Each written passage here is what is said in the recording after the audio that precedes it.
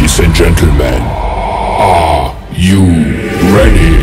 Let's go! They say anything negative, cause I just wanna hear it out your mouth, yeah. Give me fuel, it's a tool that I use to go ahead and run my mouth, yeah.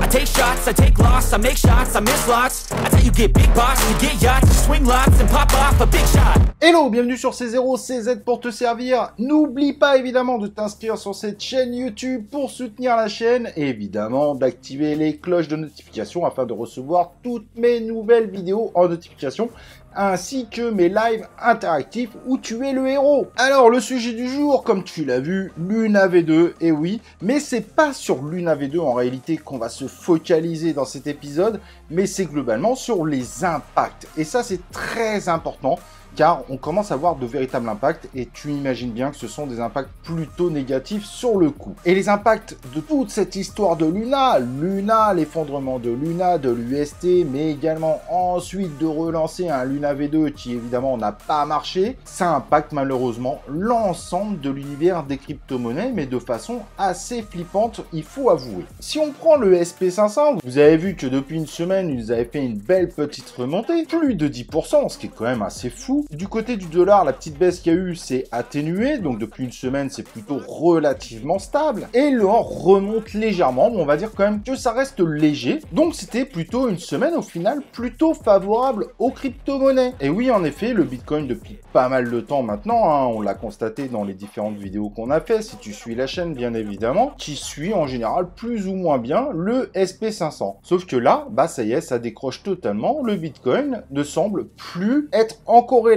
avec le SP500, du moins beaucoup moins on va dire, et ça c'est plutôt inquiétant, c'est inquiétant dans la période actuelle. Et cela pourrait être donc énonciateur d'un bear market qui est beaucoup plus long que certaines espérances que ça redémarre, voilà, dans un mois, etc.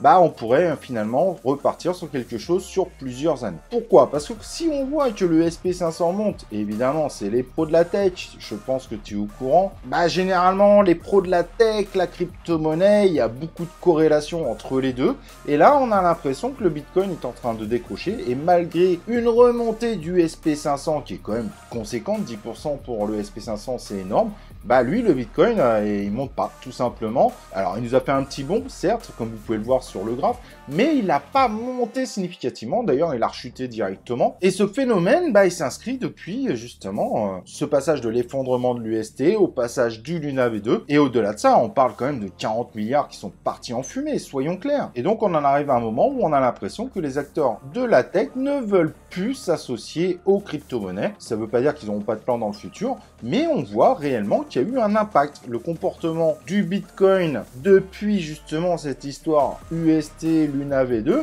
bah on voit bien que le Bitcoin n'arrive plus à suivre les tendances qu'il avait tendance justement à suivre. Et au niveau des particuliers, on le ressent également, il y a beaucoup moins de monde sur les télégrammes, beaucoup de gens sont en train de quitter. Au moment du Luna, on a vu qu'il y en a plein qui ont déprimé parce que c'était une grosse partie de leur portefeuille. Donc on ressent également au niveau des particuliers un comportement assez similaire. Moi je lâche la crypto, je reviendrai si un jour ça remonte, mais pour le moment je m'y intéresse plus. Ça se ressent sur les chaînes YouTube, les influenceurs, les réseaux sociaux. On voit bien qu'il y a un départ complètement massif. Il y a eu une petite hausse au moment du Luna V2 parce qu'il y a plein de gens qui espéraient énormément. Maintenant que l'espérance est passée et que ça marche pas, bah Luna V2 qui s'écroule. On a également évidemment STEPN, la partie BSC qui s'écroule totalement. Je vous l'avais dit dans la vidéo sur la BSC, il fallait surtout pas rentrer. Si c'était en Solana, il fallait vous attendre à une baisse de prix et donc à calculer une sorte de lissage par rapport à cette baisse de prix. Sauf qu'il y avait toujours une petite espérance que cela n'arrive pas, c'est arrivé, et malheureusement souvent ceux qui ont été victimes du Luna sont un peu victimes du Luna V2 et sont victimes également de STEPN, c'est souvent malheureusement les mêmes types de populations, et donc on voit malheureusement un gros désintérêt de les crypto-monnaies. Mais les particuliers, c'est pas eux qui vont faire flamber le Bitcoin, en tout cas pas aujourd'hui, mais le SP500, la FinTech qui commence à s'inquiéter, plus les crypto-monnaies, et les régulateurs. Et bien évidemment, les régulateurs semblent vouloir réellement accélérer.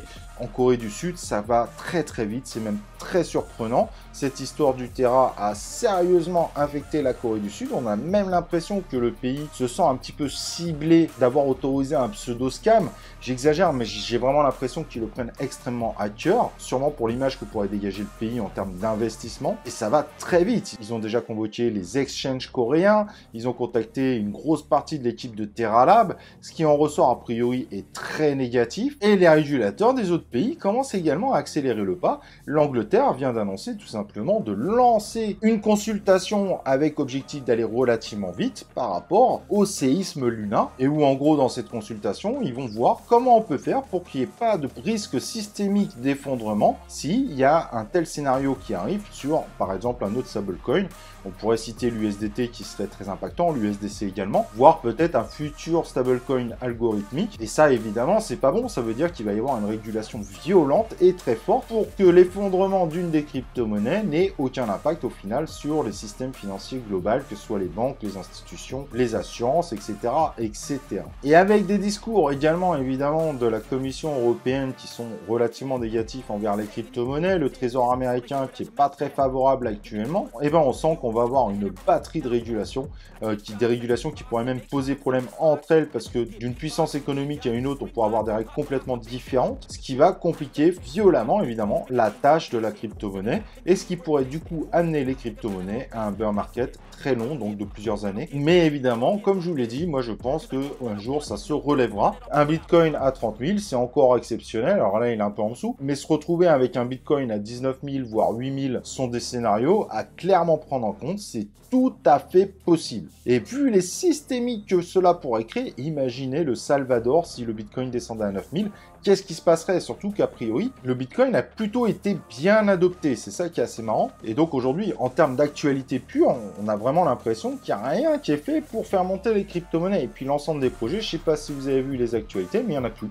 Tout simplement, tous les projets essayent de se cacher un peu, probablement pour éviter un effondrement encore pire, parce que le moindre truc, ça tue la crypto-monnaie du projet. Il suffit de voir Solana, plantage de Solana, bing, effondrement du Solana, encore une fois. Bref, on est dans une période complètement liée au pessimisme, et donc on a l'impression que les projets s'avancent pas trop pour les projets qui ont leur propre crypto-monnaie, parce qu'ils ont peur eux-mêmes de leur propre écosystème et des risques dessus. En tout cas, à voir, mais cette année 2002 confirme malheureusement que c'est une année noire. On voit que le Luna a des impacts réels. Aujourd'hui, les courbes le prouvent. Décrochage du Bitcoin par rapport au SP500 depuis Luna, c'est quand même assez marrant. Évidemment, ce phénomène finira par disparaître, mais cela pourrait évidemment prendre quelques années avant de repartir vers un beau bull market, qui pourrait par contre être un très beau bull market finalement, parce que ça remettrait un petit peu les compteurs à zéro par rapport à l'ancien bull market. Évidemment, on va suivre ça sur la chaîne, hein, t'imagines bien, mais toi en tant qu'investisseur, sache qu'il y a bien des risques encore de chute, hein. Il faut être clair, on est peut-être encore loin des bottoms des différents crypto-monnaies, voire du bottom évidemment du Bitcoin. Ok, n'hésite pas à me dire ce que tu en penses en commentaire. Est-ce que tu penses que ça va repumper? Est-ce que tu as une vision beaucoup plus optimiste que les visions pessimistes que je t'ai partagées, qui n'est pas forcément la mienne, hein, qui est une vision assez partagée